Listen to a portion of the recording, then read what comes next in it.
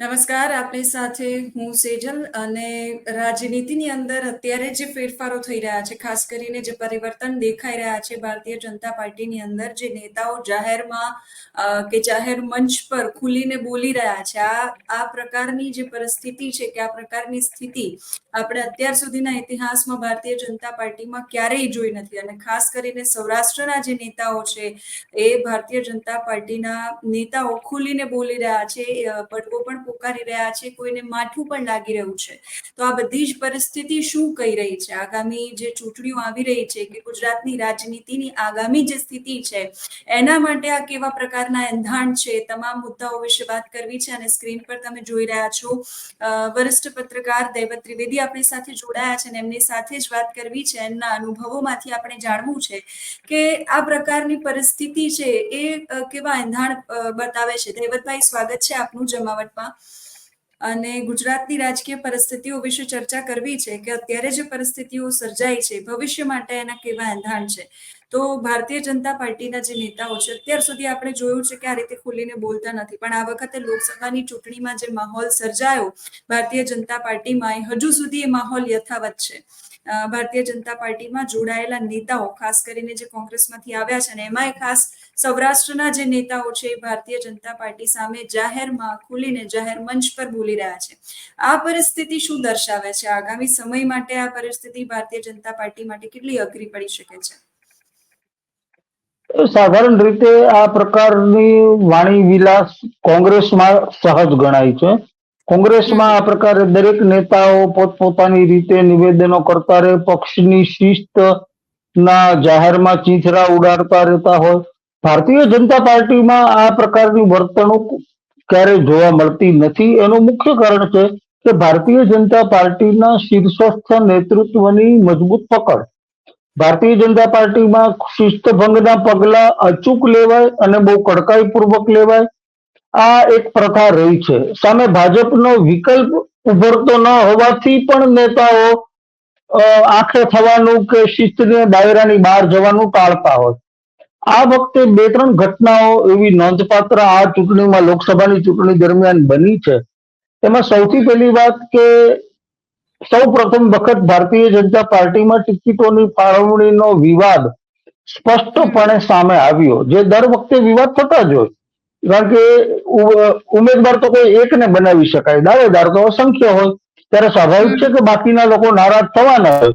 આ દર વખતની પ્રક્રિયા હોય જ, પરંતુ આ વખતે એ વિવાદ સપાટી ઉપર પણ આવ્યો. ભલે પરિણામો ભારતીય જનતા પાર્ટી હતા ત્યાં પરિણામો ભાજપની તરફેણમાં આવ્યા, જેમ કે અમરેલી બેઠકના ઉમેદવાર સામે ભારે ચર્ચાસ્પદ બન્યું. જૂથવાદ સપાટી ઉપર આવ્યો. ભાજપના કાર્યકરોમાં આપસમાં મારામારીની ઘટનાઓ પણ બની. ભાજપના ઉમેદવાર જીતી પણ ગયા છે. એવું જ જુનાગઢ બેઠકના ઉમેદવાર રાજેશ ચુડાસમા સામે બનેલું હતું. અને પોરબંદરમાં મનસુખ માંડવિયા પેરાસૂટ ઉમેદવાર છે, એવી પણ એક લાગણી ત્યાં પ્રવર્તતી હતી. હવે આખો વિવાદ છે. કેશોદના અરવિંદ લાડાણી પેટા ચૂંટણીમાં જીતી ગયા પછી જવાહર ચાવડા સામે પણ એ આક્ષેપ શરૂ થયો અને જવાહર ચાવડાએ એનો જવાબ પણ આપ્યો. તો આ પરિસ્થિતિ થોડીક આ વખતે અગાઉ કરતા અલગ પડે છે. એનું મુખ્ય કારણ મને લાગે છે કે શીર્ષસ્થ નેતૃત્વ સામે ભારતીય જનતા પાર્ટીનું એક જૂથ મજબૂત રીતે પોતાનો અવાજ ઉઠાવી રહ્યું છે. અને એના પાયામાં દિલીપ સંઘાણી, સહકાર ક્ષેત્ર અને સી.આર. પાટીલનો મુદ્દો મને લાગે છે કે આના પાયામાં ક્યાંક છુપાયેલો છે. દૈવતભાઈ, અમરેલી વિશે ખાસ વાત કરવી છે, કારણ કે અમરેલીની રાજનીતિ આમ જોઈએ તો ગુજરાતની રાજનીતિનું એપિસેન્ટર કહેવાતી હોય છે. અને શરૂઆત પણ ત્યાંથી જ થઈ. તમે જે વાત કરી દિલીપ સંઘાણીથી વાત થઈ. કાળુભાઈ વિરાણીનો વિડીયો ગઈકાલે સામે આવ્યો, જો કે એમને પછી કોઈ માધ્યમોમાં એવી સ્પષ્ટતા પણ કરી છે કે આ અવાજ મારો નથી, પણ પક્ષ વિરોધી પ્રવૃત્તિ તો થઈ છે ભારતીય જનતા પાર્ટીની અંદર, અને જેનો સ્વીકાર ભારતીય જનતા પાર્ટીના નેતાઓ ખુદ કરી રહ્યા છે. ભરતભાઈ સુતરિયા, નારણ કાછડિયા, જેનીબેન, આ બધું જ, એટલે અમરેલીની રાજનીતિ અત્યારે શું કહી રહી છે? કેમ કે એક તરફ કાળુભાઈ કહી રહ્યા છે કે જેનીબેનના પક્ષમાં તમે મત નાખજો. એક તરફ ભરતભાઈ સુતરિયા ચૂંટણી પછી જે નારણ કાછડિયાએ નિવેદનો કર્યા તો એમણે જવાબ પણ આપી દીધો. ફરી એકવાર એમણે ગઈકાલે જવાબ આપ્યો કે મુझे किसी से गिला शिकवा नहीं है पर ये हवाओं का क्या जो बेवजह मेरे खिलाफ चलती जाती. એટલે હજુ પણ એમના વિરોધમાં કોઈ કામ થઈ રહ્યા છે. તો અમરેલીની રાજનીતિ કઈ તરફ જઈ રહી છે? અમરેલી આમ જુઓ તો મુખ્યત્વે બે દિગ્ગજ નેતાઓ જેમણે અમરેલીમાં ભારતીય જનતા પાર્ટીનો પાયો નાખવામાં મહત્વની ભૂમિકા કહેવાય. ઘણા બધા નેતાઓ, પણ એમાં બે નેતા લાંબી ઇનિંગમાં દિલીપ સંઘાણી અને પરસોત્તમ રૂપાલાને ગણવા પડે. એ સિવાય ડોક્ટર કાનાબાર છે, દિનેશ પોપટ જેવા નેતાઓનો પણ ફાળો આપણે ભૂલી શકીએ નહીં. પણ આ બે નેતાઓ કેન્દ્ર સરકારમાં કે વિવિધ જવાબદારીઓમાં લાંબા સમય સુધી રહ્યા છે, એટલે આ બંનેનો વ્યાપક પ્રભાવ છે. અને અમરેલી જિલ્લાનું ભાજપનું આંતરિક રાજકારણ મોટા ભાગે આ બે નેતાઓની આસપાસ હોય. હવે એમાં કેટલાક નવા પરિબળોનો પણ ઉદ્ભવ થયો છે, જેમ કે કૌશિક વેકરિયા બહુ ઝડપથી રાજકીય પ્રગતિ એમણે કરી અને ધારાસભ્ય પણ બન્યા. પેલા જિલ્લા ભાજપ પ્રમુખ હતા, જિલ્લા ભાજપ પ્રમુખ પણ ધારાસભ્ય બન્યા અને અત્યારે ઉપનાયક દંડક તરીકે વિધાનસભામાં જવાબદારી સંભાળે છે. ડાયનેમિક અને યુવા નેતા તરીકેની છાપ ઉપસાવી શક્યા છે. એટલે અમરેલી જિલ્લામાં ભારતીય જનતા પાર્ટીમાં જે પાવર સેન્ટર કહેવાય એ 2 માંથી 3 થયા કહેવાય છે અત્યારે આંતરિક સ્તરે એવું છે. ઉપરાંત ત્યાં પણ આ એક મામલો દેખાય છે કે આપણે જોયું હશે કે દિલીપ સંઘાણી જયારે ઇફકોના ચેરમેન તરીકે ચૂંટાયા અને એમના જન્મદિવસની ઉજવણી નિમિત્તે એક પ્રકારે શક્તિ પ્રદર્શન થયું, ત્યારે મોટા ભાગના જિલ્લાના ધારાસભ્યોની ગેરહાજરી ઉડીને આંખે વળગે એવી હતી. એટલે ત્યાં જ એ દર્શાવે છે કે ક્યાંક આ અમરેલી જિલ્લાના ભાજપમાં બધું સમૂહ સૂત્રું તો નથી. બીજું કે લોકસભાની ચૂંટણીના દાવેદારોમાં સંઘાણી પરિવાર પણ એમાં સામેલ હતો. સંઘાણી પરિવાર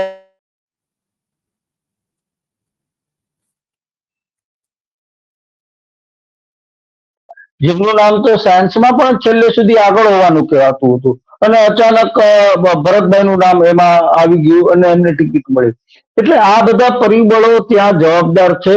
બીજું, જે અત્યાર સુધી સાંસદ હતા, જે 3 ટર્મ સાંસદ રહ્યા, નારણ કાછડિયાનો પણ આ વિસ્તારમાં બહુ જ મજબૂત હોલ્ટ છે, એ કોઈથી નકારી શકાય એમ નથી. ભલે એમની છબી છેલ્લી ટર્મ એમની વિવાદાસ્પદ રહી, સાવરકુંડલાની કહેવાતી ઓડિયો ક્લિપ સામે આવી વગેરે એમની સામે આક્ષેપો થયા અને 3 ટર્મ ઓલરેડી રહી ચુક્યા હતા એટલે એમને ટિકિટ આપવામાં ના આવી. પણ નારણભાઈ કાછડિયા પણ હજુ ભારતીય જનતા પાર્ટી અમરેલી જિલ્લામાં એટલું જ મહત્વનું કદ ધરાવતા નેતા ગણાય છે. અત્યારે જે સાંસદ તરીકે ચૂંટાયા છે એમની સામે વાંધા હોવામાં બાકીના બધા જ નેતાઓ લગભગ એકજૂટ છે. સાથોસાથ ભારતીય જનતા પાર્ટીના જેટલા ધારાસભ્યો છે જિલ્લાના, દરેક ધારાસભ્યો પણ મહત્વનું પરિબળ એ બન્યું છે કે અમરીશ ડેર કોંગ્રેસમાંથી ભારતીય જનતા પાર્ટીમાં જોડાયા. એમની સામે હીરાભાઈ સોલંકીએ પણ પોતાનું એક જૂથ મજબૂત બનાવવાનો પ્રયત્ન કર્યો છે અને બાકીના ધારાસભ્યોને પણ એવો એક ભય વર્તાય છે કે આપણા જિલ્લામાં કોઈ એવો મજબૂત હરીફ જો કોંગ્રેસમાંથી આવી જશે તો આપણી દાવેદારી આવતી ટર્મમાં નબળી પડી જશે અથવા તો આપણી સામે હરીફ ઉભો થશે. આવા ભયના કારણે પણ અમરેલી જિલ્લાને ભાજપમાં જૂથવાદ નો એક નવો એંગલ ઉમેરાયેલો છે. તમે જોશો કે અમરીશ ડેર ભારતીય જનતા પાર્ટીમાં જોડાયા એ પછી આજ સુધી અમરેલી જિલ્લાના ભાજપના એક પણ મહત્વના કાર્યક્રમમાં અમરીશ ડેરને યોગ્ય સ્થાન અથવા તો યોગ્ય કામ સોંપાયું હોય એવું જાણમાં આવતું નથી. એમાં લોકસભાની ચૂંટણી પણ આવી ગઈ કે જેમાં એમને મહુવા બેઠકની જવાબદારી હોવાનું કહેવાતું હતું, પણ મોટા ભાગે અમરીશ ડેર પોરબંદર પેટા ચૂંટણીમાં અર્જુન મોઢવાડિયાની સાથે જ જોવા મળતા હતા. જિલ્લામાં ક્યાંય એમની મોટી એવી નોંધપાત્ર એમની જે કદ છે એવું એમનું સ્થાન મળતું એવું લાગ્યું નથી આપણને. તો આ બધા એંગલ પણ મને લાગે છે કે અમરેલી જિલ્લાની રાજનીતિમાં બહુ જ નિર્ણાયક અત્યારે બની રહ્યા છે. એટલે જે જૂથવાદ છે, ચૂંટણી ભલે પૂરી થઈ, ભાજપના ઉમેદવાર જીતી પણ ગયા, સારા એવા માર્જિનથી જીતા, આપણી ધારણા કરતા એમની પણ ધારણા કરતા સારા એવા માર્જિનથી જીતા, કારણ કે એમણે પણ મતદાન પૂરું થયું પછી એમણે જે આશાવાદ દર્શાવ્યો હતો એમાં ક્યાંય આટલી સરસાઈ એ પોતે બોલ્યા નથી. એ પોતે બોલતા હતા કે લાખ મતથી વધારે સરસાઈથી હું જીતીશ. એટલે એમની અપેક્ષા કરતા પણ આ પરિણામ ઘણું સારું આવ્યું એમના માટે. પરંતુ અમરેલી જિલ્લામાં ભાજપનો આંતરિક જૂથવાદ શમ્યો નથી અને એ આવનારા દિવસોમાં નવા સ્વરૂપે ફરીથી સામે આવે તો એ શક્યતા નકારી શકાય એમ નથી. અને એ જૂથવાદ સૌરાષ્ટ્રના નેતાઓ પણ, જેમ કે પોરબંદર છે કે આ જવાહર ચાવડા છે, અરવિંદ લાડાણી છે, આ બધાનો જે વિવાદ સામે આવે છે એ પણ આગામી દિવસોમાં વધે અથવા તો જવાહરભાઈ કઈ નવાજૂની કરે તો એમાં પણ આપણે કઈ શંકા વ્યક્ત ન કરી શકીએ. એક સવાલ મને એ પણ થઈ રહ્યો છે કે લોકસભાની ચૂંટણી થઈ અને જે પરિણામો આવ્યા એ પરિણામો ની પહેલા જ્યારે ક્ષત્રિય સમાજનો વિવાદ થયો અને ભારતીય જનતા પાર્ટીના ઉમેદવારો જાહેર થયા અને પછી કાર્યકરો નારાજ થયા અને તો એ બધી વાતોમાં અને જ્યારે પરિણામ આવ્યા પછી એ એટલા મોટા ભાગની સીટો પર જે પેલું લક્ષ્યાંક રાખવામાં આવ્યું હતું એ લક્ષ્યાંક પાર ના પડ્યું. 5 લાખની લીડ તો ઘણી બધી સીટો પર નથી આવી. ઇવન માર્જિન ભારતીય જનતા પાર્ટીનું ઘટ્યું છે અને કોંગ્રેસનું પ્રદર્શન ઘણી બેઠકો પર સારું રહ્યું છે અને બનાસકાંઠાની જીત પછી તો કોંગ્રેસ એક અલગ પ્રકારના ઉત્સાહમાં જોવા મળી રહી છે. તો તમને આટલા અનુભવ પછી લાગે છે કે આગામી જે ચૂંટણીઓ આવશે અથવા તો આગામી ગુજરાતની રાજકીય સ્થિતિમાં કોંગ્રેસે પોતાનું સ્થાન મજબૂત કરી શકશે? જો દરેક ચૂંટણીમાં કોંગ્રેસ થોડોક ઉત્સાહ દર્શાવે, થોડુંક પોઝિટિવ વાતાવરણ પણ જોવા મળે. આપણી પાસે સૌથી મોટું ઉદાહરણ, સૌથી ઉજળું ઉદાહરણ 2017 વિધાનસભાનું છે અને ત્યારે કોંગ્રેસે ભારતીય જનતા પાર્ટીને બહુ જ ભારતીય જનતા પાર્ટી સામે ખરા અર્થમાં વિપક્ષનો પડકાર ઉભો થઈ રહ્યો છે. થયું શું, 2024 આવતા સુધીમાં ભારતીય વિધાનસભામાં કોંગ્રેસના ધારાસભ્યોની સંખ્યા 2 આંકડામાં માંડ પહોંચી હતી. તો આ કોંગ્રેસની તાસીર રહી છે. લોકો કોંગ્રેસને મત આપે છે એના કરતા પણ હું એવું કહીશ કે ભાજપ વિરોધી મતો કોંગ્રેસને મળે છે. મતલબ કે રાજ્યમાં ભાજપ માટે બધું સમૂહ સૂત્રું નથી. રાજ્યની તમામ જનતા ભારતીય જનતા પાર્ટીની સમર્થક છે એવું માનવાને કોઈ કારણ નથી. ભાજપને જે સમર્થક છે એમનું મતદાન મોટા પ્રમાણમાં થાય છે. ભાજપના જે વિરોધી છે એ મત કોંગ્રેસની તરફેણમાં જાય એના માટે કોંગ્રેસે સતત સક્રિય રહેવું પડશે, સંઘર્ષ કરવો પડે અને રસ્તા પર ઉતરીને જનતાની સાથે જોડાવવું પડે. આમાં કોંગ્રેસ હજુ પણ નિષ્ફળ જઈ રહી છે. આ વખતે આપણે જોયું ઉમેદવારોની પસંદગીમાં કોંગ્રેસે બહુ જ ઠાવકાઈ દાખવી છે અને મોટા ભાગે દરેક બેઠકો ઉપર જ્ઞાતિ સમીકરણો, ઉમેદવારોની અંગત છબી, શિક્ષણ, લોકો સાથેનો સંપર્ક, આ બધા મુદ્દા કોંગ્રેસે ધ્યાનમાં રાખ્યા. એક આખા સમાજની વોટ બેંક ઉત્તર ગુજરાતમાં અંકે કરી શકાય એટલા માટે મહેસાણા, પાટણ અને બનાસકાંઠા 3 બેઠક ઉપર, જે 3 બેઠક ઇન્ટરકનેક્ટેડ છે એકબીજા સાથે ઘનિષ્ઠ રીતે, માત્ર ભૌગોલિક રીતે નહીં, સામાજિક અને ભાવનાત્મક રીતે પણ આ 3 બેઠકો એકબીજા સાથે જોડાયેલી છે. તો ત્યાં 3 બેઠકો પર ઠાકોર સમાજના ઉમેદવારને પસંદગી આપી કોંગ્રેસે. એમાંથી એક બેઠક જીતવામાં સફળતા મેળવીને પાટણ આપણે જાણીએ છીએ કે છેલ્લી ઘડી સુધી રસાકસી ચાલી અને ચાણસ્માનું ગણતરી શરૂ થઈ અને ચંદનજી ઠાકોર બેઠક ગુમાવવી પડી. તો આ કોંગ્રેસની જે કાબેલિયત અથવા તો જે સ્ટ્રેટેજી કોંગ્રેસે જે બનાવી હતી એ મને લાગે છે કે આવતા સમય સુધી જો ટકે છે, કોંગ્રેસ આ જુસ્સાથી કામ કરતી રહે તો વિધાનસભાની ચૂંટણીમાં ફાયદો પણ થઈ શકે. ક્યારેય પણ કોઈના પણ માટે કમબેક કરવું મુશ્કેલ નથી હોતું કે ક્યારેય એમાં મોડું થયેલું નથી હોતું. એના માટે આવશ્યક પ્રયાસો કરવા જોઈએ. પરંતુ ખાટલે મોટી ખોડ કોંગ્રેસમાં એ છે કે ત્યાં જેટલા નેતાઓ છે એટલા કાર્યકરો નથી.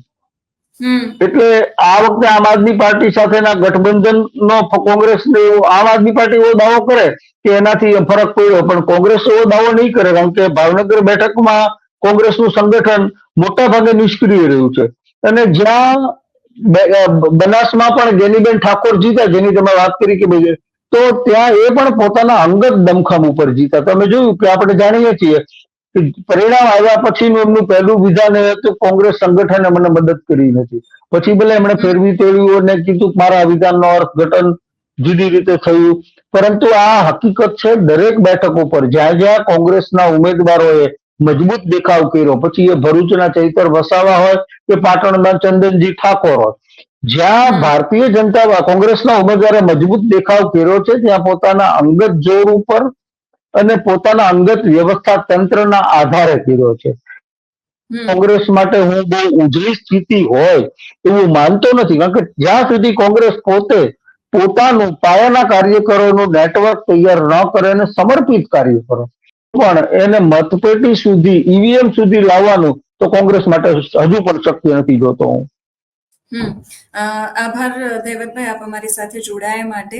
અને ફરી એકવાર અમરેલીના રાજકારણ પર અમે આશા રાખીએ કે આપની સાથે ચર્ચા કરવાનો મોકો મળશે અને સૌરાષ્ટ્રની રાજનીતિ વિશે પણ વાત કરીશું. અત્યારે આપ અમારી સાથે જોડાયા અને સરસ માહિતી અમરેલીને લઈને અમારી સાથે શેર કરી એના માટે આપનો ખૂબ ખૂબ આભાર.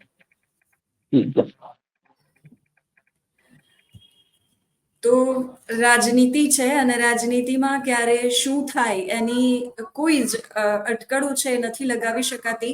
અને એટલે જ ભારતીય જનતા પાર્ટીના જે નેતાઓ ખુલીને બોલી રહ્યા છે, ઇતિહાસમાં આપણે ક્યારેય આ પ્રકારના દ્રશ્યો નથી જોયા, એવા દ્રશ્યો આપણે અત્યારે જોઈ રહ્યા છીએ.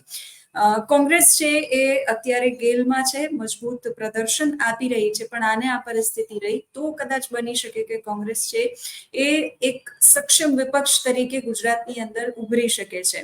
બાકી ભારતીય જનતા પાર્ટીના જે નેતાઓ જાહેરમાં આવીને ખુલ્લેઆમ બોલી રહ્યા છે, નેતાઓ આગામી સમયમાં પાર્ટીને કેટલું નુકસાન પહોંચાડે છે એ જોવું રસપ્રદ રહેશે. એ જોવું પણ રસપ્રદ રહેશે કે આવા જે નેતાઓ છે ખુલ્લેઆમ જાહેરમાં બોલી રહ્યા છે, એ તમામ નેતાઓ છે એના અગેન્સ્ટમાં ભારતીય જનતા પાર્ટી શિસ્તના પગલા તરીકે કેવા પગલા લે છે. તમને શું લાગે છે? આ તમામ મુદ્દાઓ પર કમેન્ટ કરીને અમને ચોક્કસથી જણાવજો.